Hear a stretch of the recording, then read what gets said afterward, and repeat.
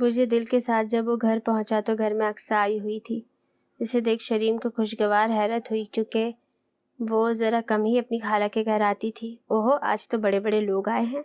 वैसे आज ना तो ईद है, ना ही हमारे घर कोई फंक्शन है, फिर आपके यहाँ दर्शन कैसे? शरीम ने आंखों में हैरानी लिए पूछा।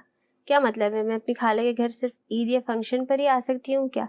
मेरी खाला जानी का घर है, मैं जब चाहूँ आ जाऊँ, अक्सा ने इसे चिढ़ाने वाले अंदाज में दो बदू जवाब दिया। सालिया बेगम ने किचन से ही आवाज़ लगाई। एक तो वो पहले ही इतना कम आती है शरीम, फिर जब आती है तो तुम इसे तंग करते हो कि वो अगली बार आने से पहले 100 बार सोचती होगी। इन्हें अपनी ये भांजी बहुत अजीज थी। अम्मी जान, एक ही तो मेरी भाभी हैं, अब इन्हें भी तंग ना किया करूं तो फिर। शरीम पटरी से उतर चुका था। शरीम, ये तुम मुझे अभी से तो भाभी ना कहा करो ना, इसने शर्माते हुए कहा। आहा देखे अम्मी, भाभी कैसे शर्मा रही हैं, वो मजीद इसे तंग करते हुए बोला। वैसे आप आज यहाँ दिख कैसे रही हैं? लगता है आपके वो आज नहीं आने वाले, और इसकी खबर यकीनन आपको उन्हीं ने दी होगी, इसीलिए आपने मौके से फ़ायदा उठाया और यहाँ आ गई। जी कुछ ऐसा ही है, इसने आंखें दिखाते हुए जवाब दिया। और अगर मैं भैया को मैसेज कर दूं कि आप आई हैं तो मौसूफ भागे भागे सब काम छोड़ के यहाँ आ जाएंगे, इसने इसे डराया। शरीम, नहीं तुम ऐसा कुछ नहीं करोगे, देखो मैं भी चली जाऊंगी फ़ौरन, प्लीज़ शामी, इसने लजाजत से मनाया। अरे मेरी प्यारी बहन नुमा भाभी, नहीं करता, मैं तो बस आपको तंग कर रहा था। लेकिन एक बात बताएं, आप भैया से इतना क्यों डरती हैं? इतने तो अच्छे हैं मेरे भैया, और आपसे तो वो इतना प्यार करते हैं। शरीम ने दोनों हाथों को फैलाते हुए कहा। वो डरती नहीं है शामी, बस इज्जत करती है, और शादी से पहले ऐसी झिझक लड़कियों में होना चाहिए। इन्होंने अपनी भांजी की साइड ली, जबकि अक्सर इसकी बातों से शर्माते हुए किचन में सालेहा बेगम का हाथ बटाने आ गई थी। अरहम शरीम से 3 साल बड़ा था। वो सख्त या गुस्से वाला न था, हाँ बस शरीम की तरह मज़ा और इसकी तरह बोलने वाला न था। वो संजीदा था, कम गो था, लेकिन मोहब्बत और ख्याल रखने वाला था। मम्मा बाबा और अपने छोटे भाई के बाद वो सबसे ज़्यादा मोहब्बत अपनी बचपन की मंगेतर अक्सा से ही करता था। इन दोनों की बात दोनों घर वालों ने बचपन में ही पक्की कर दी थी, लेकिन अरहम और अक्सा से इस बात को बस इस वक्त तक मुख्फी रखा जब तक वो मैच्योर नहीं हो गए। कॉलेज के ज़माने में ही दोनों के घर वालों ने दोनों को इस बात का बता दिया था, और अरहम की वफ़ा और मोहब्बत का वाज़ेह सबूत यही था कि इसके बाद इसने किसी भी लड़की को अपने दिल के अंदर दाखिल नहीं होने दिया। शरीम भी अक्सा से बहुत मोहब्बत करता था। इसकी मोहब्बत में अक्सा के लिए इज़्ज़त, मान, दोस्ती सब कुछ था। वो इससे बिल्कुल बहनों की तरह अजीज़ थी।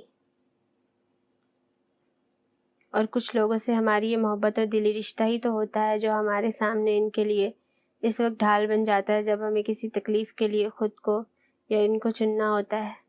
इस वक्त ये मोहब्बत, ये मान चाहत हमारे सामने बड़े फ़ख्र के साथ आकर खड़ी हो जाती है और कहती है, लो अब चुनो खुद को या फिर शख्स को जिसके लिए तुम्हें मोहब्बत के बड़े दावे थे। फिर हम हार मानकर इस तकलीफ़ को अपने खाते में डाल लेते हैं।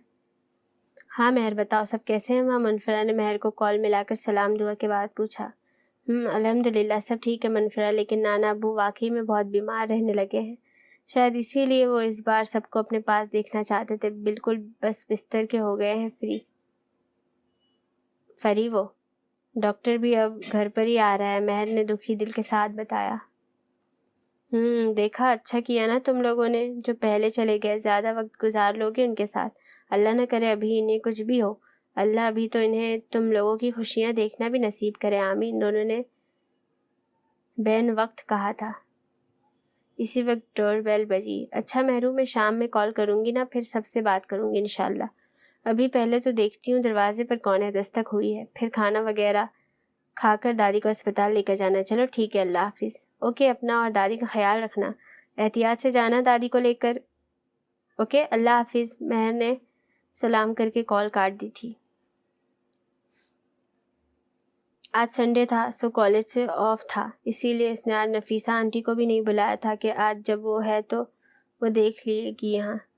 फिर बाकी पूरा हफ्ता तो 2 बजे तक इन्हें ही यहाँ होना था। वो दादी को दरवाज़ा खोलने का बताती हुई दरवाजे की तरफ गई। कौन? दरवाजे के इस पार बंदे ने एक सुकून की सांस ली थी कि शुक्र है आज दीदार دیدار یار نصیب ہوگا۔ جی میں ہوں شریم، اس نے ڈرتے ڈرتے اپنا نام بتایا تھا کہ کہیں وہ نام بلکہ آواز سنتے ہی واپس کی مزدہ نہ سنا دے۔ اس نے کچھ دیر سوچنے کے بعد دروازہ کھول دیا تھا، کیونکہ جانتی تھی اگر واپس بھیج دے گی تو دادی نے اس کی خوب کلاس لینی ہے، اور یہ تو اس کا دل خود بھی نہیں مانتا تھا کہ دروازے پر آئے مہمان کو واپس بھیج دیا جائے۔ وہ دروازہ کھولتے ہی واپس اندر کی جانب جانے لگی، لیکن اس سے پہلے کہ وہ جاتی شریم نے فوراً اسے پکارا تھا۔ بات سنے، آج وہ اپنی مسخریاں گھر چھوڑ کے آیا تھا۔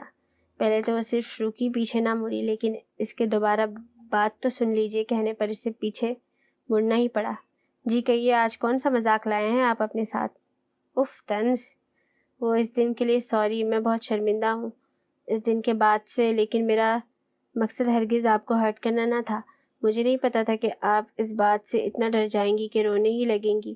اس نے واقعی شرمندگی سے کہا۔ اوہ، تو آپ کا مطلب ہے میں ڈرپوک ہوں، مجھے ڈر لگتا ہے، اسی لیے میں ڈر کے رونے لگی تھی۔ وہ اچکا کر ایک اور طنز کیا۔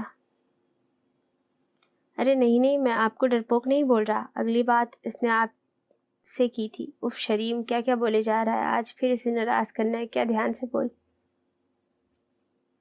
وہ میرا مطلب یہ تھا کہ میں نے تو صرف آپ سے مذاق کیا تھا۔ اس بار وہ ذرا کم ہی بولا، کہیں زیادہ بولوں تو کچھ غلط نہ بول دوں، لیکن ایسا مذاق نہیں کرنا چاہیے جو دوسرے کی تکلیف کا باعث بنے۔ میرے ارد گرد ایسے لوگ موجود ہیں جو مذاق کرتے ہیں لیکن وہ جو کسی کو تکلیف نہ دے۔ اس نے اسے ایک اچھے ناصح کی طرح سمجھایا، گویا وہ جو کسی کی نہیں سنتا اس کی سن لے گا۔ جی میم، جیسا آپ کہیں۔ صالحہ بیگم کا شامی اپنے موڈ میں واپس آ رہا تھا۔ وہ اندر جانے کے لیے دوبارہ مڑی، لیکن وہ اس کے سامنے آ گیا۔ ہاں، لیکن آپ نے مجھے کیا کہا تھا بھلا؟ میں آپ کو وہ لگتا ہوں؟ آنکھیں باہر نکالتے ہوئے پوچھا۔ کیا دوبارہ بول کے بتاؤں کہ کیا کہا تھا؟ منفرہ نے دونوں ہاتھوں کو باندھتے ہوئے کہا، گویا وہ بھی لڑنے اور بحث کے لیے تیار ہے۔ آپ مجھے کوئی اور نام دے سکتی تھی، کیا ضروری تھا وہ زکوٹا جن بولنا؟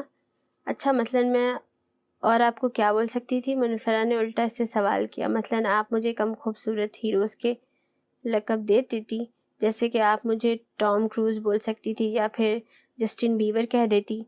چلے وہ آپ کو اچھے نہیں لگتے تو آپ مجھے عمران عباس کہہ دیتی۔ چلے اسے بھی چھوڑے، کچھ نہ کہتی، آپ مجھے بس بلال عباس کہہ دیتی۔ اس نے مسکرا کر اپنی آنکھوں کو پٹپٹاتے ہوئے کہا، آپ سب سے ایسے ہی فری ہو جاتے ہیں؟ اس بار واقعی اسے حیرت ہوئی تھی۔ نہیں، بس 3 قسم کے لوگوں سے۔ اس نے اپنی انگلیوں میں سے 3 انگلیاں دکھاتے ہوئے کہا۔ وہ کون؟ اسے جاننا تھا کہ وہ اس سے اتنا فری کیوں ہو رہا ہے۔ Kids, old citizens and beautiful girls, مسکرا کر جواب دیا گیا۔ اوکے، پھر آپ مجھ سے فری نہ ہوئے، کیونکہ میں ان میں سے کسی ایک میں بھی نہیں آتی۔ اس نے واپس جاتے ہوئے کہا، آتی ہے نا آپ ایک میں؟ سامنے نہیں گیا تھا، پیچھے سے ہی آواز لگائی تھی، کیونکہ اسے پتا تھا وہ ضرور مڑے گی، اور ایسا ہی ہوا تھا۔ وہ کس میں؟ منفرہ کے دل نے ایک بیٹ مس کی تھی کہ اگر اس نے اسے خوبصورت لڑکی بول دیا پھر؟ بتا دوں آپ کو؟ برا تو نہیں لگے گا؟ شریم اپنی جون میں واپس آ چکا تھا۔ نہیں لگے گا، آپ بتائیں۔ وہ منفرہ سے آگے نکلا اور بالوں میں ہاتھ پھیرتا بتاتا ہوا نکل گیا۔ Old citizen. چہرے پر ایک فاتحہ جیسی مسکراہٹ نمودار ہوئی اور وہ چلا گیا۔ کیا؟ منفرہ کا منہ حیرت سے کھلا رہ گیا۔ منہ بند کر لے، مکھی چلی جائے گی مس منفرہ۔ لاؤنج میں گم ہوتے ہوئے وہیں سے آواز لگائی، زکوٹا جن؟ خطاب تو یہی دیا تھا، لیکن اس بار اس کا دل چاہا تھا اس سے بھی برا کوئی خطاب دے۔ حساب برابر ہوا تھا۔ داؤد صاحب واقعتاً بہت بیمار ہو گئے تھے۔ انہیں لگنے لگا تھا اب ان کی زندگی کے بس چند ہی ایام رہ گئے ہیں، اسی لیے انہوں نے اپنی سب اولادوں کو اپنے پاس بلا لیا تھا۔ داؤد صاحب کی زیادہ اولاد نہ تھی، 2 بیٹے اور بس ایک بیٹی ہی تھی۔ بڑے بیٹے اظہر کے 2 ہی بچے تھے، بڑی بیٹی جو شادی شدہ تھی اور دوسرا بیٹا سمد، جس کی شادی کے لیے ہی داؤد صاحب نے سب کو اپنے پاس جمع کیا تھا۔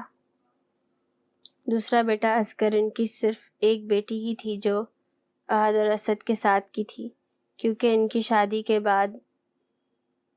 شادی کے بہت بعد اللہ نے انہیں اولاد سے نوازا تھا۔ اس کے بعد دوبارہ اب تک کچھ نہ ہوا تھا۔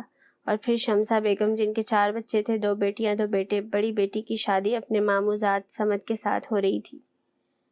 داؤد صاحب کی بیگم کا انتقال چند سال قبل ہی ہوا تھا۔ اب بس ان کے یہ چند بچے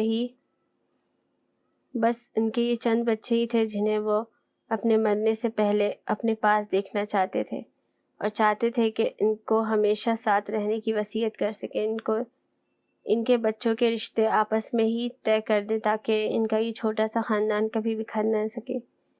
لیکن ان کی اس بیماری نے انہیں ایک اور فرد کی یاد دلا دی تھی جس سے بچھڑے ہوئے عرصہ ہو گیا تھا۔ السلام علیکم دادی، شریم نے دادی کے تخت پر بیٹھتے ہوئے سلام کیا۔ وعلیکم السلام، میں سمجھ گئی تھی تمہارے آنے کا یہی ٹائم ہے، تم ہی آئے ہوگے بیٹا، کیسے ہو؟ انہوں نے اس کے سر پر پیار دیتے ہوئے کہا۔ گھر میں سب ٹھیک ہے؟ دادی نے پوچھا۔ جی الحمدللہ، ممی بابا بالکل ٹھیک، بابا آفس، ماما گھر پر، جبکہ بھیا تھوڑے کام کے سلسلے میں شہر سے باہر گئے ہیں۔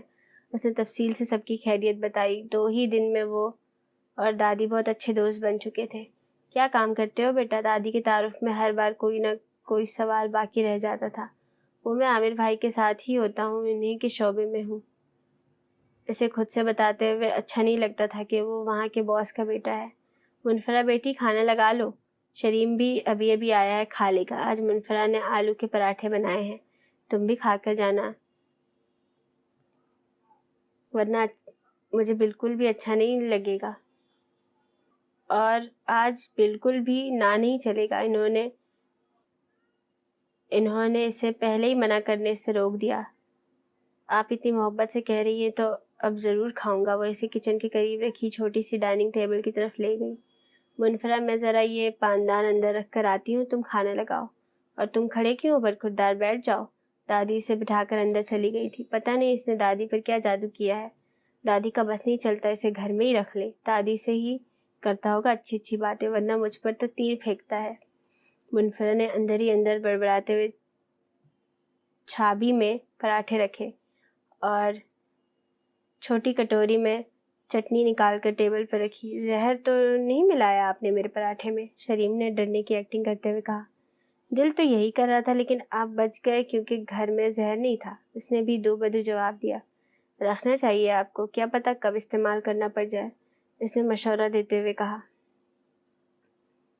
کس کے لیے؟ گھورتے ہوئے پوچھا۔ ارے آپ اپنے لیے نہیں، چوہوں کے لیے، ہنسی کو دباتے ہوئے کہا۔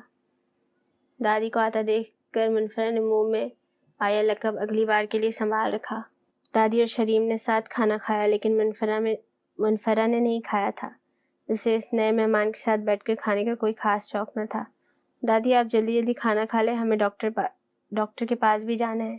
اسے بالکل ہضم نہیں ہو رہا تھا کہ اس کی اپنی پیاری دادی، جو اس کے بغیر ایک نوالا بھی نہیں کھاتی تھی، آج کسی اور کے ساتھ خوب مزے سے کھانا کھا رہی تھی۔ پری بیٹا، میں سوچ رہی تھی ہسپتال کل چلیں، کیونکہ آج اتوار ہے، صرف ڈاکٹر سہیل ہی ہوں گے، ڈاکٹر سلمہ نہیں ہوں گی، تو آج میرا پورا چیک اپ نہیں ہو پائے گا۔ انہوں نے آج جانے سے منع کرتے ہوئے کہا۔ چلے ٹھیک ہے، کل میں کالج سے آ جاؤں پھر چلیں گے۔ اچھا ہے، ایک ہی دفعہ ہو جائے گا چیک اپ، منفرہ نے کچن کے دروازے کے پاس کھڑے ہو کر کہا۔ میں انشاءاللہ کل 2 بجے ہی آ جاؤں گا، میرے ساتھ چلیے گا آپ دونوں ہسپتال، اکیلے نہیں جائیے گا۔ شریم نے اپنی خدمات پیش کی۔ دادی ہم پہلے بھی 1-2 بار اکیلے گئے ہیں، ہم چلے جائیں گے، آپ کیوں کسی اور کو زحمت دے رہی ہیں؟ اسے کبھی کسی کا احسان لینا اچھا نہیں لگا تھا، عظیم خاندان کے علاوہ اس نے کبھی کسی کی ذرا بھی مدد نہیں لی، اسی لیے شریم کا اتنے خلوص سے کہنا بھی اسے احسان لگا تھا۔ دادی میں آپ پر کوئی احسان نہیں کر رہا، جو اس کام سے مجھے زحمت ہو، عامر بھائی نے کہا تھا پورا خیال رکھنا، اور میں وہی کر رہا ہوں، اور اب تو آپ میری بھی دادی ہیں، میں آپ کی خدمت کر رہا ہوں۔ اس نے ڈائریکٹ دادی سے بات کی تھی، منفرہ کو اگنور کیا تھا، اور یہ منفرہ کو پتہ نہیں کیوں لیکن اچھا نہیں لگا تھا۔ کھانے سے فارغ ہو کے کچھ دیر اور بیٹھ کر اس نے دادی سے جانے کی اجازت مانگی۔ جاؤ فری، اسے دروازے تک چھوڑ دو۔ منفرہ کو عجیب لگا تھا، کیا وہ خود نہیں جا سکتا تھا؟ لیکن شریم نے مروتاً بھی منع نہیں کیا تھا، کیونکہ وہ چاہتا تھا کہ وہ اس کے پیچھے آئے۔ اب سوری کہنے کی باری آپ کی ہے، دروازے تک پہنچ کر دروازہ کھولنے سے پہلے شریم نے کہا۔ وہ کیوں؟ منفرہ کو حیرانی ہوئی۔ کیونکہ میں ہرگز آپ پر یا دادی پر کوئی احسان نہیں کر رہا ہوں، جو مجھے کسی بھی قسم کی زحمت ہو۔ سچ کہوں تو سچے دل سے دادی کی خدمت کرنا چاہتا ہوں، کیونکہ میں نے دادا دادی کا پیار نہیں دیکھا۔ بابا کی شادی سے پہلے، بہت پہلے ہی بابا کے والدین وفات پا چکے تھے۔ مجھے نہیں معلوم تھا کہ گھر کے بزرگ اتنی بڑی رحمت ہوتے ہیں۔ جب میں پہلی بار دادی سے ملا اسی دن سے مجھے دادی سے ایک انسیت سی ہو گئی ہے منفرا۔ آپ کو لگتا ہوگا ایسا کہ میں کوئی احسان کر رہا ہوں، لیکن میرا یقین کیجیے میں احسان نہیں کر رہا۔ شریم نے اسے دل کی مخلصی سے آگاہ کیا۔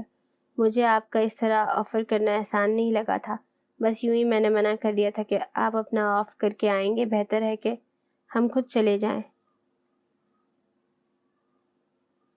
میں اور دادی ایک دو بار پہلے بھی اکیلے گئے ہیں، منفرا نے اسے اصل بات بتائی۔ چلے خیر ہے، کوئی بات نہیں، میں لے جاؤں گا۔ آپ کا زکوٹا جن آپ کی خدمت کے لیے ہر وقت حاضر ہے، دروازہ کھولتے ہوئے کہا۔ میرا زکوٹا جن؟ آنکھیں حیرت سے پوری کھل گئی تھی۔ ہاں، آپ نے نام رکھا ہے تو آپ کا ہی ہوا، کہتے ساتھ ہی دروازہ بند کر دیا گیا کہ کہیں وہ پاس پڑا گملہ اس کے سر پر ہی نہ مار دے۔ منفرا کا منہ حیرت سے کھلا تھا، لیکن کچھ ہی دیر بعد اس کے ہونٹوں پر ایک مسکراہٹ پھیلی تھی جس سے شاید ابھی وہ خود بھی انجان تھی۔ اگلے دن کا سورج پوری آب و تاب سے اپنے جوبن پر تھا۔ گرمیاں اپنی پوری شدت کے ساتھ شروع ہو چکی تھی۔ اس گرمی میں عورتیں گھروں پر، بچے اسکول، لڑکے لڑکیاں کالج اور یونیورسٹی، اور مرد حضرات اپنے کاموں پر ہوتے ہیں۔ منفرا بھی کالج کی چھٹی کے بعد اب جلد از جلد گھر جانے کی تیاری کر رہی تھی، کیونکہ اسے دادی کو آج لازماً اسپتال لے کر جانا تھا۔ وہ گھر پہنچی، جلدی چینج کیا اور دادی کے لیے روٹیاں پکائی اور کھانا کھانے بیٹھ گئی۔ ابھی کھانا ختم ہی کیا تھا کہ ڈور بیل بجی اور دادی نے آواز لگائی، جاؤ دیکھو شریم آ گیا ہوگا۔ آپ کو تو وہ آپ کا منہ بولا پوتا چند دن میں ہی اتنا عزیز ہو گیا کہ آپ اس کی ڈور بیل بھی پہچاننے لگی ہیں۔ اس نے ناراضگی سے شکوہ کیا۔ وہ بہت اچھا بچہ ہے، تمہیں پتہ نہیں اس سے کیا خار ہے، دادی نے اسے سمجھانے والے انداز میں کہا۔ دروازہ کھولنے سے پہلے آج پوچھنا نہیں پڑا تھا، کیونکہ اس نے دروازے کی جھری سے دیکھ لیا تھا کہ اس کا وہی زکوٹا جن ہے۔ السلام علیکم۔ ارے واہ، آپ تو 2 دن میں ہی میری نوک پہچان گئی، جو بنا پوچھے ہی کھول دیا۔ وہ اسے آج پھر تنگ کرنے کے موڈ میں تھا۔ میں نہیں، دادی پہچاننے لگی ہے آپ کی نوک، انہوں نے کہا تھا کہ آپ ہی ہوں گے۔ آپ بھی پہچان جائیں، مستقبل قریب میں آپ کو اس کی ضرورت پڑ سکتی ہے، دھیمی آواز میں کہا تھا، مگر منفرا نے پھر بھی سن لیا تھا۔ کیا مطلب؟ کیوں پڑ سکتی ہے ضرورت؟ اس نے آنکھیں چھوٹی کرتے ہوئے پوچھا۔ ابھی اندر چلے، مطلب میں آپ کو پھر کبھی سمجھاؤں گا۔ وہ بول کے خود اندر جا چکا تھا، جبکہ وہ پیچھے کھڑی اس کی بات کا مفہوم سمجھنے کی کوشش میں لگی تھی، جو اس کے بالکل سمجھ نہیں آ رہا تھا۔ جو کچھ دیر دادی کے پاس بیٹھ کر وہ دادی اور منفرا کو ہسپتال لے گیا تھا، چیک اپ کروا کے انہیں گھر چھوڑا، اور اس سب کے دوران اس نے ایک بار بھی منفرا کو تنگ نہیں کیا تھا، بلکہ دادی کا اچھا پوتا بن کر بس دادی سے ہی باتوں میں لگا رہا۔ اور اس سب کا فائدہ یہ ہوا کہ آج وہ پہلی بار منفرا کو پہلے سے مختلف لگا۔ وہ پورا وقت دادی سے باتیں کرتا رہا، جبکہ منفرا کی نگاہ بار بار اس کے چہرے پر پڑتی اور اسے اس کا جائزہ لینے پر مجبور کرتی۔ وہ اس کے بات کرنے کے انداز کو دیکھ رہی تھی کہ واقعتاً وہ ایک پڑھا لکھا تربیت یافتہ گھرانے سے تعلق رکھتا ہے۔ اس نے غور کیا، وہ صرف اسے تنگ کرتا ہے، اس سے مسخریاں کرتا ہے، ورنہ ایسا نہیں ہے کہ وہ ایک بے ادب یا بدتمیز لڑکا ہے۔ وہ اپنی انہی سوچوں میں گم تھی جب اسے شریم کی کل کی باتیں یاد آئی اور اس کے لب مسکراہٹ میں ڈھل گئے۔ انہی سوچوں کے درمیان گھر آ گیا اور شریم انہیں گھر ڈراپ کر کے سعادت مند بچوں کی طرح اپنے گھر کی جانب چل دیا۔ دیکھو کتنا اچھا لڑکا ہے، ایک غلط نظر بھی اس نے تم پر نہیں ڈالی۔ بھائی مجھے تو بہت اچھا لگتا ہے۔ دادی آج تو اس کی مکمل فین ہو گئی تھی۔ جی دادی، بالکل صحیح کہہ رہی ہیں آپ، اس نے دادی کی ہاں میں ہاں ملائی۔ لیکن آپ کو کیا پتا آپ کے پیچھے وہ کیسی مسخریاں کرتا ہے، دل میں ہی کہا تھا دادی سے کہتی تو کون سا دادی نے ماننا تھا۔ ماضی داؤد صاحب کے لیے آج بہت غمگین دن تھا، کیونکہ ان کا سب سے اچھا دوست، ان کا ہمذات ساتھی، ان کا بچپن کا یار آج انہیں چھوڑ گیا تھا۔ وہ بہت غمگین تھے، لیکن جلد ہی انہوں نے خود کو سنبھال لیا تھا، کیونکہ ان کے دوست کی اکلوتی اور آخری نشانی کا خیال اب داؤد صاحب کو ہی رکھنا تھا۔ ذوالفقار صاحب کا اکلوتا بیٹا کامی، جو اس وقت صرف 13 سال کا تھا، وہ اسے اپنے ساتھ لے آئے تھے۔ گھر لاتے ہی انہوں نے اپنے سب بچوں کو بتا دیا تھا کہ اب یہ ان کا بھائی ہے، اور وہ اس سے بھی اتنی ہی محبت کریں گے جتنی محبت وہ آپس میں ایک دوسرے سے کرتے ہیں۔ ہر چیز میں اس کا بھی حصہ ہوگا، اور اس بات کو داؤد صاحب کے بچے اچھی طرح سمجھ گئے تھے کامی اور داؤد صاحب کے بڑے بیٹے کی عمر ایک ہی تھی، لہٰذا انہوں نے کامی کو بھی اس کے ساتھ ہی اسکول میں داخل کروا دیا تھا۔ داؤد صاحب اور ان کے بچوں نے کامی کا کبھی اس بات کا احساس تک نہ ہونے دیا کہ وہ ایک یتیم بچہ ہے۔ ذوالفقار صاحب یعنی کامی کے والد ایک بڑے بزنس مین تھے، اور اب ان کی ساری دولت ان کا سارا بزنس ان کے اکلوتے وارث کامی کا تھا۔ داؤد صاحب اس بات کو جانتے تھے کہ کامی کے پاس کتنی دولت ہے اور اس کے ابا کی کتنی فیکٹریاں ہیں جو اس وقت چل رہی ہیں۔ کامی کی عمر اس وقت اتنی نہ تھی کہ وہ خود اپنا بزنس دیکھ سکے، لہٰذا داؤد صاحب نے اسے اپنے بیٹے کے ساتھ اچھی تعلیم دلوائی اور بزنس کو چند اچھے نامور اور قابل اعتماد مینیجرز کے حوالے کر دیا۔ وقت گزرتا گیا اور کامی کی عمر 18 سال ہو گئی۔ اب وہ ایک میچور لڑکا تھا جو اچھا اور برا سب سمجھ سکتا تھا۔ اس نے اپنے ابا کے بزنس کو دیکھنا شروع کر دیا اور پڑھائی کے ساتھ ساتھ آفس کے چکر بھی لگاتا رہا۔ وہ اور داؤد صاحب کا بڑا بیٹا اظہر بہت اچھے دوست بھی تھے، اسی لیے کامی چاہتا تھا کہ وہ دونوں مل کر اپنے کاروبار کو سنبھالیں، اسی لیے وہ دونوں ہی اپنا زیادہ وقت آفس میں گزارنے لگے تھے۔ داؤد صاحب چاہتے تھے کہ کامی ان سے اب کبھی جدا نہ ہو۔ وہ اپنے دوست کی اس نشانی کو ہمیشہ کے لیے اپنے گھر کا فرد بنانا چاہتے تھے، اسی لیے انہوں نے اپنی اکلوتی بیٹی کا رشتہ کامی کی مکمل رضامندی کے ساتھ کامی سے کر دیا۔ کامی خوش تھا کیونکہ شمسا میں کوئی برائی نہیں تھی، بلکہ وہ صورت اور سیرت ہر لحاظ سے اچھی لڑکی تھی۔ داؤد صاحب مکمل طور پر مطمئن اور خوش تھے کیونکہ ان کا خاندان مکمل اور خوش تھا، سب ٹھیک چل رہا تھا، بالکل ٹھیک، ہر چیز پرفیکٹ۔ لیکن پھر ایک دن کامی کی دوستی ایک لڑکے دانش سے ہو گئی اور اس دن سے داؤد صاحب کے اس مکمل خاندان میں پہلی درار پڑی۔ وہ کالج سے باہر نکلی تو اسے کچھ حیرانی ہوئی کیونکہ آج روز کی طرح کالج کے باہر آٹوز نہیں کھڑے تھے اور نہ ہی آنے جانے والی بسیں سڑک پر نظر آ رہی تھی۔ کچھ دیر اس نے باقی لڑکیوں کے ساتھ کھڑے ہو کر کیب یا آٹو کا انتظار کیا، لیکن کافی وقت کے بعد بھی نہ ہی کوئی بس آئی اور نہ ہی کوئی آٹو۔ ارد گرد موجود لڑکیاں اب کافی کم ہوتی جا رہی تھیں۔ کوئی اپنے باپ یا بھائی کو بلا لیتی اور ان کے ساتھ چلی جاتی، یا پھر کوئی اپنے دوست کے ساتھ لفٹ لے لیتی، لیکن اس کا نہ تو کوئی باپ تھا، نہ بھائی، اور نہ ہی دوست موجود تھی۔ اس نے پاس کھڑی آخری لڑکی سے پوچھا کہ آج کوئی بس وغیرہ کیوں نہیں چل رہی؟ تب لڑکی نے بتایا آج اسٹرائیک ہو گئی ہے اچانک اور سب بس وغیرہ بند کروا دی گئی ہیں۔ تم کیسے جاؤ گی؟ منفرا نے اس لڑکی سے پوچھا۔ میں نے بلایا ہے اپنے کزن کو، میں اس کے ساتھ چلی جاؤں گی۔ تم بتاؤ کہاں رہتی ہو، میں ڈراپ کر دوں گی۔ منفرا نے اسے گھر کا ایڈریس بتایا لیکن وہ اس لڑکی کے راستے سے بالکل الگ روٹ پر تھا، سو منفرا نے اسے خود ہی منع کر دیا۔ کچھ دیر کے بعد وہ لڑکی بھی چلی گئی اور منفرا اکیلے کھڑی رہ گئی۔ اسے کچھ سمجھ نہیں آ رہا تھا کہ کیا کرے۔ اب تو کافی دیر بھی ہو گئی تھی، گھر میں دادی بھی پریشان ہو رہی ہوں گی۔ اسے خیال آیا کہ مہر کو کال کرے، وہ انکل سے کہے گی انکل آفس سے کوئی ڈرائیور بھیج دیں گے، کیونکہ پہلے بھی اکثر مہر ایسا ہی کرتی تھی۔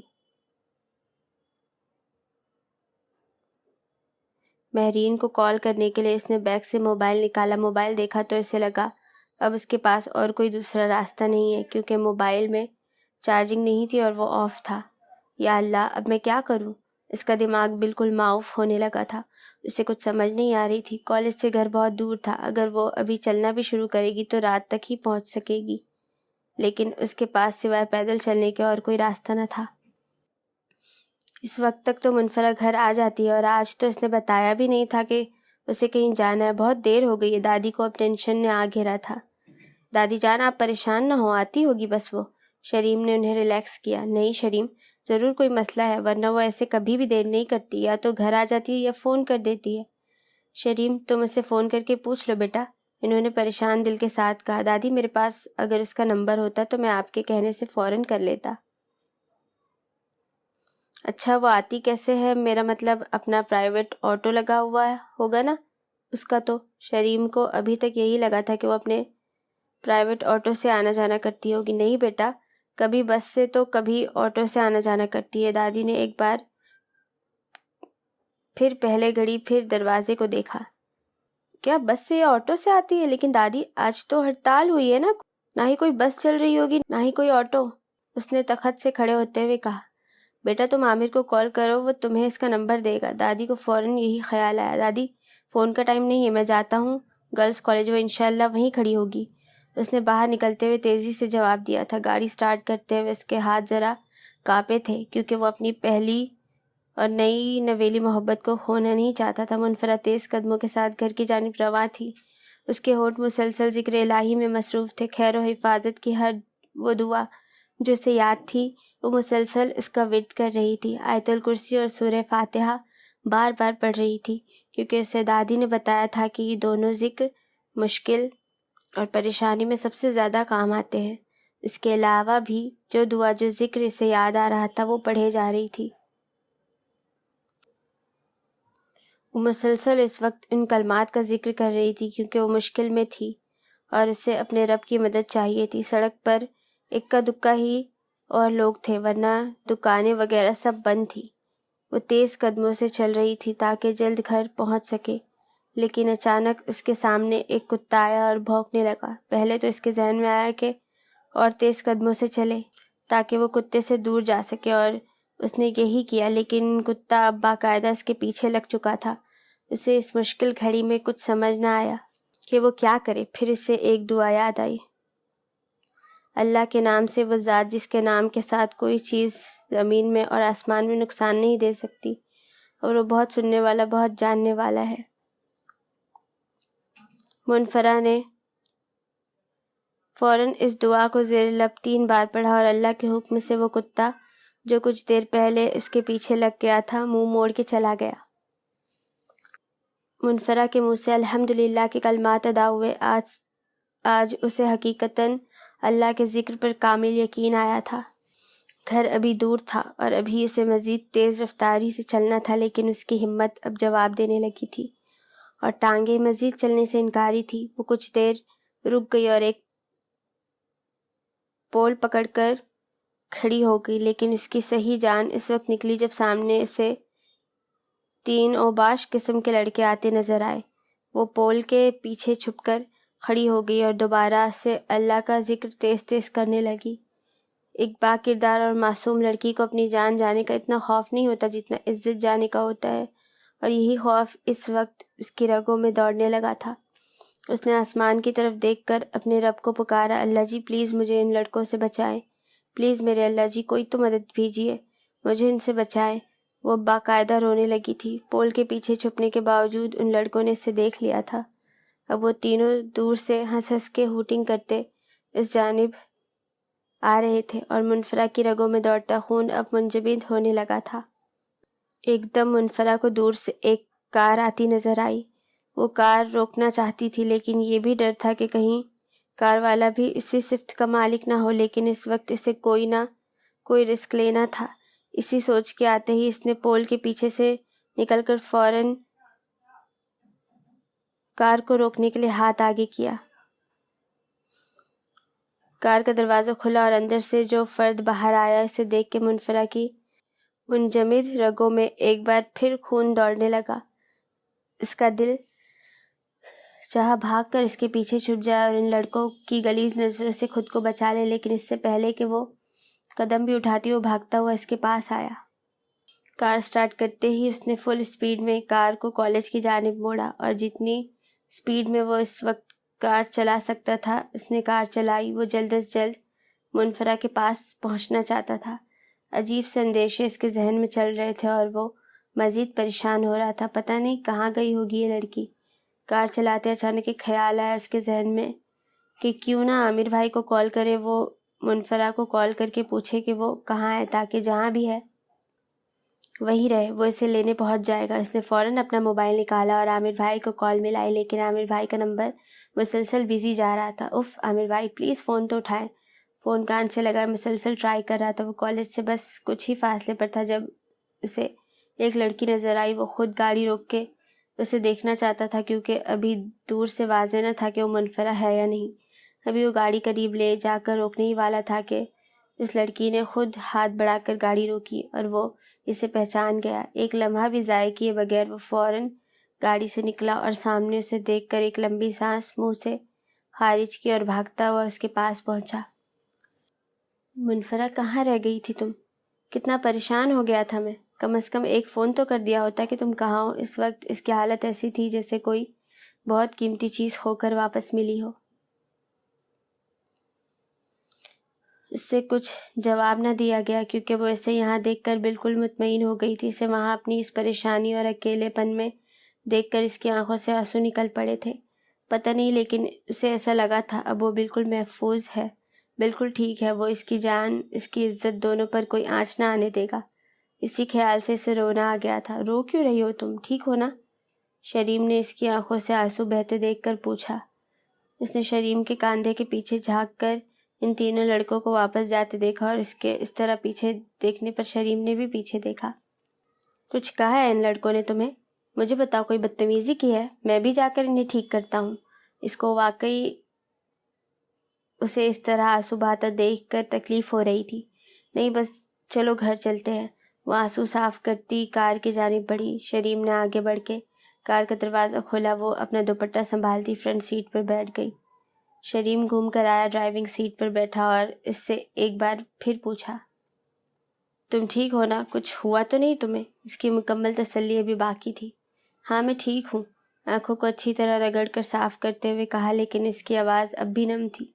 اچھا پھر ٹھیک ہو تو رو کیوں رہی ہو؟ دیکھو پلیز رو نہیں۔ مجھے وہ بات پوری کرنے سے پہلے ہی رک گیا، اور شاید اس کا اس طرح رکنا ہی تھا کہ منفرہ اس کی بات مکمل سمجھ چکی تھی۔ اسی لیے اس نے اپنا چہرہ شیشے کی جانب کر لیا اور ہونٹ کاٹنے لگی۔ وہ دونوں ہی اپنی کیفیت ایک دوسرے کو بتانے سے قاصر تھے۔ اگر اسے اس کا رونا تکلیف دے رہا تھا تو منفرہ کو بار بار رونا صرف اسی سوچ سے آ رہا تھا کہ اگر آج اور ابھی وہ نہ آتا تو اس کے پاس عزت نام کی کوئی چیز نہ رہ جاتی۔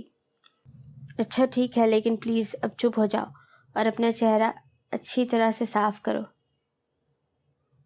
گھر آنے والا ہے، دادی دیکھیں گی تو پریشان ہو جائیں گی۔ اس نے اسے خاموش کرانے کے لیے ایک اور بہانہ ڈھونڈا۔ وہ سر ہلاتے فوراً خاموش ہو گئی۔ شریم نے ٹیشو باکس آگے کیا۔ اس نے اچھی طرح ٹیشو سے چہرہ صاف کیا اور خود ہی گویا ہوئی کہ کہیں وہ اس کے رونے سے کوئی اور وجہ اخذ نہ کر لے۔ وہ میں ڈر گئی تھی اکیلے۔ اب کی بار آواز بھی ٹھیک تھی اور اس کا کھویا کانفیڈنس بھی لوٹ آیا تھا۔ اچھا اب ڈرو مت، میں ہوں نا؟ شریم نے بنا اس کی طرف دیکھے ایک جذب سے اسے اپنے ساتھ مکمل بے خوفی کا یقین دلایا تھا۔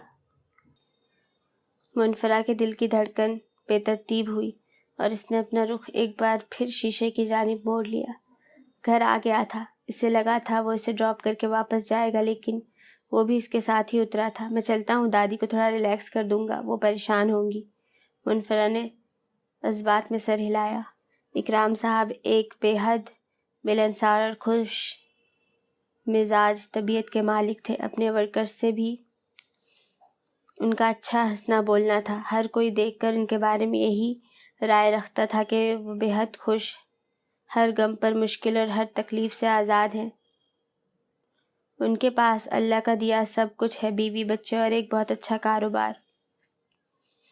ہاں ظاہری حالت یہی بتاتی تھی کہ انہیں کوئی غم کوئی تکلیف نہیں ہے، لیکن ایک غم جو انہوں نے آج تک سب لوگوں سے چھپا کے رکھا تھا، اپنے بچوں کو بھی اس کی خبر نہیں ہونے دی تھی۔ یہی وجہ تھی کہ ان کے دونوں بچے بھی یہی سمجھتے تھے کہ ہمارے بابا ایک بہت خوش قسمت انسان ہے، اللہ نے انہیں سب دیا ہے۔ ان کا یہ غم جو انہیں اندر سے کھا رہا تھا، جو انہیں راتوں کو سونے نہیں دیتا تھا، اس سے صرف ان کی شریک حیات صالحہ بیگم واقف تھیں۔ وہ جانتی تھی کہ ان کے شوہر اندر ہی اندر کیسے اس غم سے کھوکھلے ہوتے جا رہے ہیں۔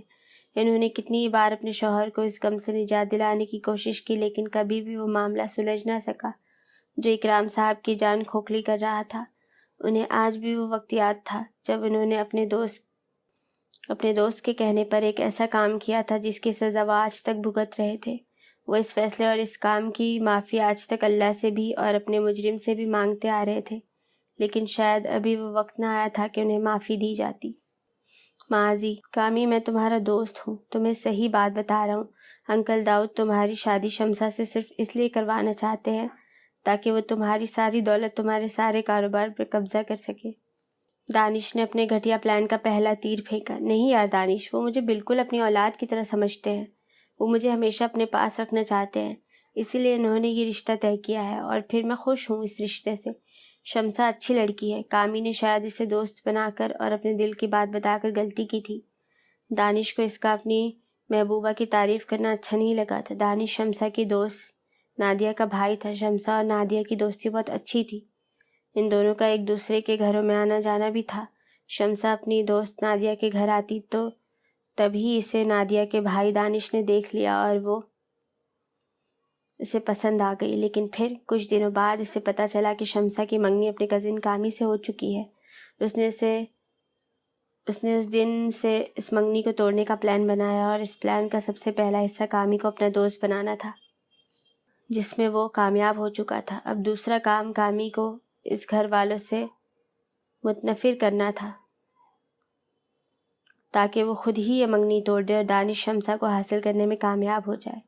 سارے کاموں سے فارغ ہو کر جب منفرہ سونے کے لیے لیٹی تو اچانک اسے آج کے دن کا سخت ترین وقت یاد آیا، اور اس کے ساتھ ہی وہ شخص بھی اسے یاد آیا جس کی وجہ سے وہ آج ہر چیز کی سلامتی کے ساتھ اپنے گھر بیٹھی تھی۔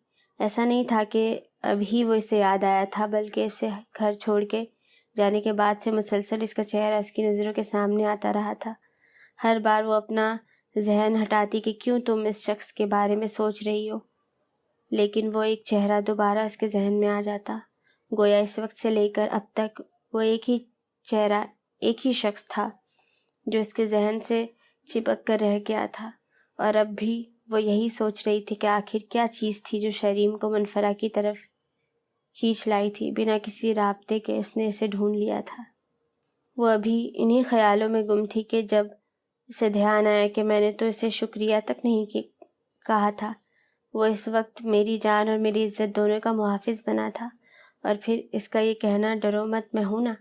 وہ اس وقت اس کے اس جملے کو سوچ کر دوبارہ اس کی وہی حالت ہوئی تھی جو اس وقت کار میں ہوئی تھی جب شریم نے یہ کہا تھا۔ بار بار اس کے ذہن میں بس ایک ہی جملے کی بازگشت تھی، اب ڈرو مت میں ہوں نا۔ اس کے اس سکوت کو موبائل کی رنگ ٹون نے توڑا۔ اس نے ایک دم گھبرا کر موبائل اٹھایا تو جو نام وہاں چمک رہا تھا اسے دیکھ کر اس کے ہونٹوں پر ایک دل فریب مسکراہٹ آئی، اور ساتھ ہی ایک خیال بھی آیا کہ زکوٹا جن تمہیں یاد کیا اور تم حاضر بھی ہو گئے۔ منفرہ کا موبائل نمبر اس نے آج اسے گھر ڈراپ کرنے کے بعد ہی لیا تھا، تاکہ آئندہ ایسی کوئی بھی مشکل یا پریشانی ہو تو وہ فوراً اسے کال کرے۔ موبائل نمبر بتانے کے بعد شریم نے کہا تھا میرے نام سے سیو مت کرنا۔ اچھا پھر کس سے کروں؟ منفرہ نے بس ایک نظر اٹھا کر اوپر دیکھا۔ پتہ نہیں کیوں لیکن وہ آج اسے بار بار دیکھنے سے گریز برت رہی تھی۔ وہی جو آپ نے میرا نام رکھا ہے، شریم نے چہرے پر مسکراہٹ لیے اسے کہا تھا۔ وہ نہیں دیکھ رہی تھی، لیکن شریم کی نظریں مسلسل اسے ہی دیکھ رہی تھی۔ اسے آج اس کے چہرے پر کچھ الگ رنگ نظر آ رہے تھے، اور جو چیز سب سے زیادہ آج اس کے طرف دیکھنے پر مجبور کر رہی تھی وہ اس کی جھکی نظریں تھی۔ اچھا لیکن اس سے کیوں سیو کروں؟ آپ کو تو وہ پسند نہیں؟ وہ خود کو موبائل میں مصروف ظاہر کر رہی تھی۔ آپ سے کس نے کہا مجھے نہیں پسند؟ بلکہ مجھے تو بہت اچھا لگتا ہے۔ پوچھئے کیوں؟ اس نے خود ہی اسے سوال کرنے کا کہا۔ اگر وہ نہ کہتا کہ پوچھو تو وہ کبھی نہ پوچھتی، کیونکہ اسے معلوم تھا کہ اس کے جواب میں وہ کوئی ایسی بات ہی کہے گا جس کا مطلب اسے شروع میں تو سمجھ نہیں آتا تھا، لیکن اب خوب سمجھ آتا ہے، اور صرف سمجھ نہیں آتا بلکہ اس کے دل کی دنیا میں ایک ہلچل مچا دیتا ہے۔ کیوں؟ اب وہ اس کے سامنے سے ہٹ کر ڈائننگ ٹیبل پر رکھے برتن سمیٹ رہی تھی تاکہ اس کے جواب دینے پر اپنی حالت اسے چھپا سکے۔ کیونکہ آپ نے جو رکھا ہے، شریم نے دھیمی آواز میں کہا، اور اس کے کہتے ہی وہ برتن اٹھا کر کچن کی طرف رخ کر گئی۔ ابھی وہ اس کے زکوٹا جن نام پر نمبر سیو کروانے کے بارے میں سوچ رہی تھی جب رنگ ٹون دوبارہ بجنے لگی۔ جی السلام علیکم۔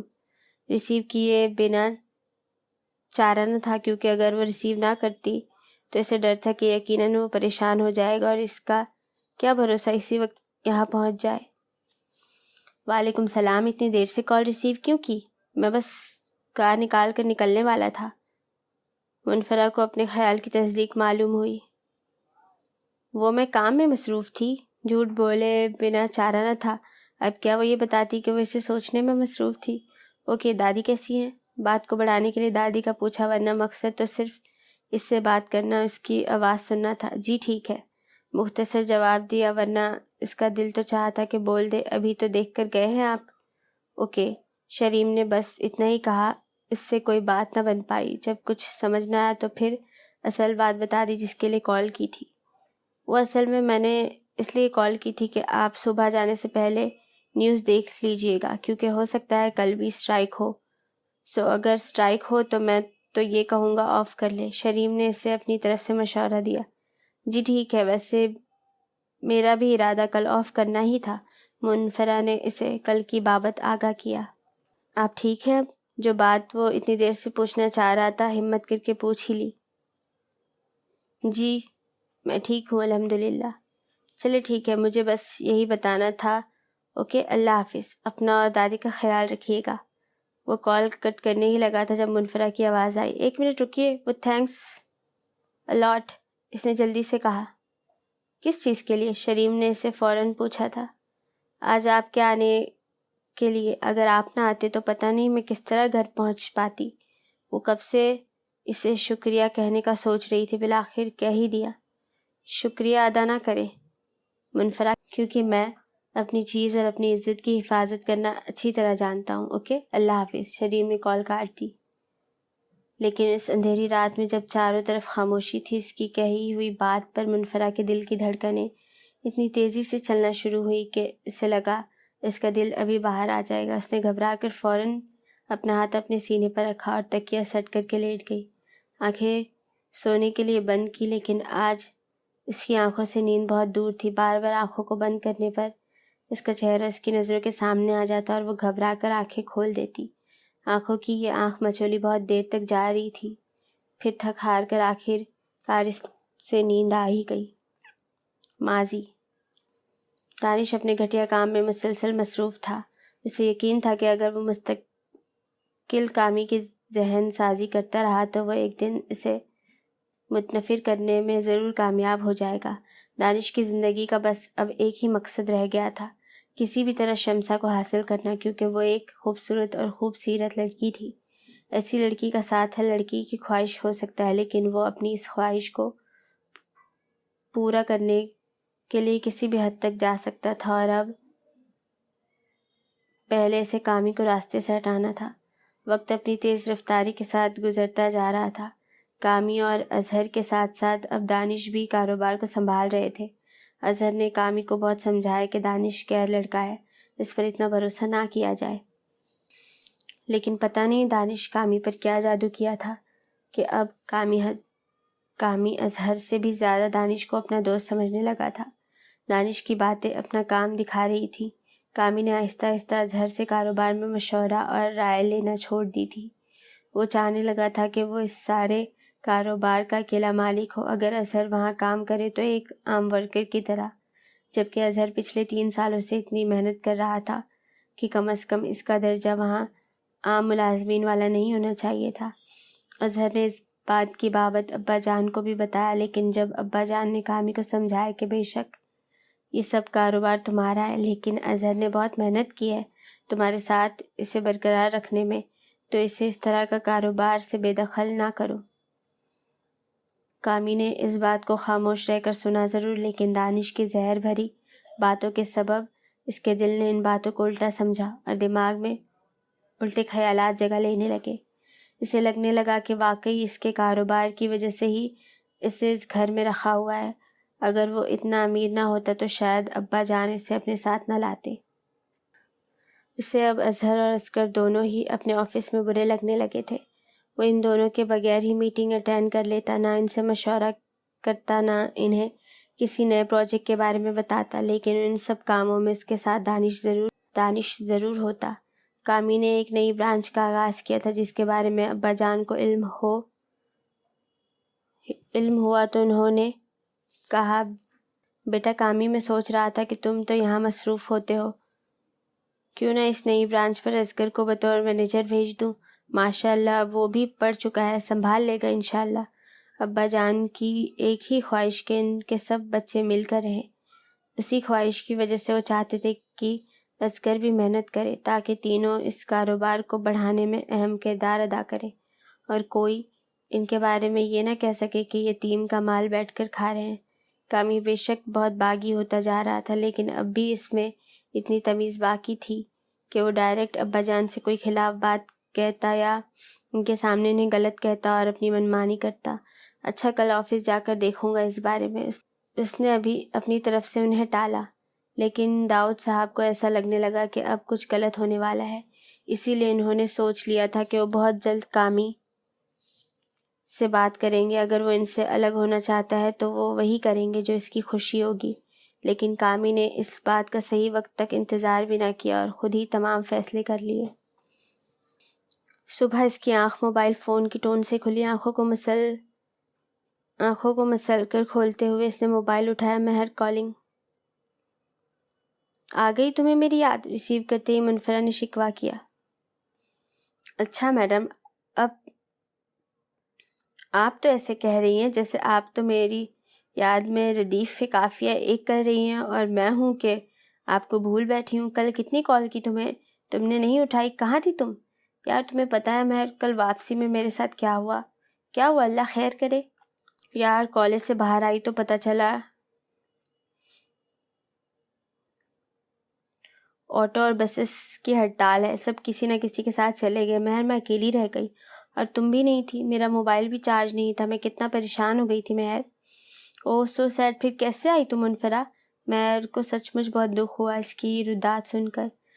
میں پھر کیسے آئی؟ منفرہ اسے بتاتے بتاتے رکی تھی۔ اسے لگا ابھی مہر کو نہیں بتانا چاہیے، وہ سوال کرے گی بہت سارے اور وہ کیا جواب دے گی، لہٰذا اس نے بات گھمائی۔ پھر کافی دور تک اللہ کا نام لے کر پیدل چلتی رہی۔ آگے جا کر ایک آٹو نظر آیا، اسی میں بیٹھ کر آ گئی اس نے بول کر آخر میں اپنے لب کاٹے۔ اوہ الحمدللہ، چلو پہنچ تو گئی نا گھر؟ ہاں الحمدللہ۔ منفرہ کو لگا اس نے جھوٹ بول کر ٹھیک نہیں کیا، لیکن وہ ابھی سے اصل بات کیسے بتاتی۔ دادی کی خیریت معلوم کر کے منفرہ نے وہاں سب کا حال چال پوچھا اور پھر کال ختم کر دی۔ لیکن کال کے کٹنے کے بعد بھی اسے لگا کہ اسے مہر کو سچی بات بتانی چاہیے تھی۔ چلو جب آئے گی نا تب بتا دوں گی۔ کامی آفس جانے کے لیے تیزی سے نیچے کی جانب رواں تھا کہ اسے شمسا کے کمرے سے اس کی باتوں کی آواز آئی۔ نادی، میں بہت خوش قسمت ہوں، گھر میں بھی چونکہ لاڈلی تھی اسی لیے بنا مانگے ہر خواہش پوری ہو جاتی تھی، اور اب تو اتنے بڑے بزنس مین سے میری شادی ہوگی۔ تم دیکھنا میں کیسے کامی سے اپنی ہر بات منوایا کروں گی، اور تم دیکھنا وہ میرے نخرے اٹھایا بھی کرے گا۔ شمسا اپنی دوست نادیہ سے باتیں کر رہی تھی۔ ایسا نہیں تھا کہ وہ ایک لالچی یا عیاش لڑکی تھی، بلکہ وہ تو ایک بہت اچھی لڑکی تھی، اور اس کا یہ کہنا کہ کامی میرے نخرے اٹھائے گا اس وجہ سے نہ تھا کہ وہ اسے اپنا غلام بنا کے رکھتی یا بس اسے دولت کے لیے شادی کر رہی تھی، بلکہ ہر لڑکی کی طرح شمسا بھی اپنے دل میں کامی کو ایک بہت بڑے عہدے پر بٹھا چکی تھی۔ وہ اسے اپنے خوابوں کا شہزادہ سمجھنے لگی تھی۔ وہ سمجھنے لگی تھی وہ اس کا شہزادہ ہوگا اور میں اس کی شہزادی۔ اسی وجہ سے اس نے کہا تھا کہ میں اسے اپنے نخرے دکھاؤں گی۔ لیکن دروازے کے باہر کھڑے کامی نے اس بات کو ایک الگ ہی رخ میں لیا، اور یہی وہ وقت تھا جب اس نے جذبات میں آ کے ایک ایسا قدم اٹھایا جس کا پچھتاوا اسے ساری زندگی رلاتا رہا۔ کامی کے والد صاحب نے اپنی ایک برانچ کراچی میں بھی قائم کر رکھی تھی، جس کو ان کے انتقال کے بعد ان کے ایک اچھے دوست اور قابل اعتماد مینیجر چلا رہے تھے۔ جس دن سے کامی نے شمسا کی وہ بات سنی تھی، اور اس دن ابا جان کا یہ کہنا کہ اصغر اور اظہر کو بھی کاروبار میں شریک رکھے، اس کے بعد سے اس نے اپنا یہاں کا سارا کاروبار بھی آہستہ آہستہ کراچی شفٹ کرنا شروع کر دیا۔ اس کی خبر اس نے کسی ایک کو بھی نہ ہونے دی۔ دانش کو بتایا، لیکن دانش کو اس کے کاروبار سے کوئی لینا دینا نہ تھا۔ وہ تو بس اس لیے خوش تھا کہ شکر ہے یہ جائے گا تو شمسا میری ہو جائے گی۔ کامی کو شمسا سے کوئی خاص قسم کی محبت نہ تھی جو اس کو اس طرح چھوڑ جانے پر آڑ بن جاتی۔ ہاں وہ اسے اچھی لگتی تھی، ہم سفر بننے کے لیے ایک اچھی لڑکی تھی، لیکن اس دن اس کی گفتگو سننے کے بعد کامی کو لگا کہ وہ شمسا کو غلط سمجھ رہا ہے۔ اسے لگا کہ شمسا ایک لالچی لڑکی ہے جو اس سے شادی صرف دولت کے لیے کر رہی ہے، اسی لیے اس کا دل شمسا کی طرف سے فوراً بدگمان ہو گیا، اور اس نے فیصلہ کر لیا کہ وہ ہمیشہ کے لیے یہاں سے چلا جائے گا۔ وقت گزرتا رہا، کامی نے اب ابا جان دونوں بھائیوں سے بات چیت بہت کم کر دی تھی۔ اسلام آباد کا تقریباً تمام کام کراچی شفٹ کر دیا گیا تھا۔ اظہر اور اصغر کو اس کی خبر اس لیے نہیں ہو سکی کیونکہ اس نے جان بوجھ کر ان دنوں میں ان دونوں کو نئی برانچ کی طرف بھیج دیا تھا۔ اس کا پلان کچھ یوں تھا کہ وہ اسلام آباد کی مین برانچ کا سب کام کراچی شفٹ کر دے گا اور خود بھی ایک دن بنا بتائے کراچی چلا جائے گا۔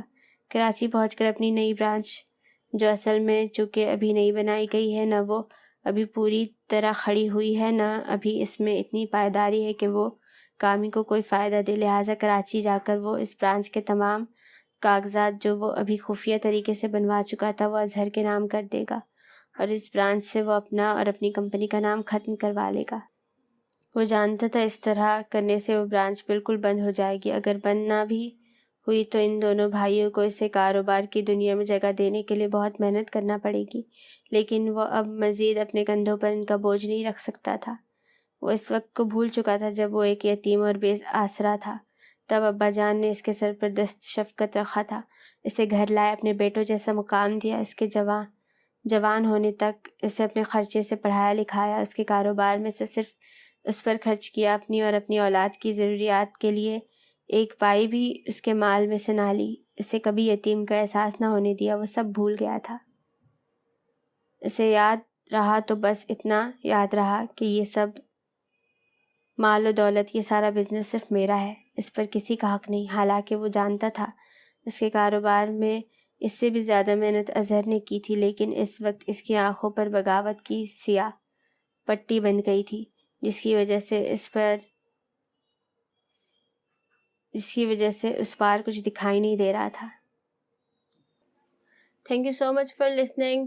Late me know in the comment کہ آپ کو کون سا پارٹ اچھا لگا، اور لائک کیجیے، سبسکرائب کیجیے، شیئر کیجیے اپنے فرینڈس کے ساتھ۔ تھینک یو سو مچ، ملتے ہیں نیکسٹ ایپیسوڈ میں۔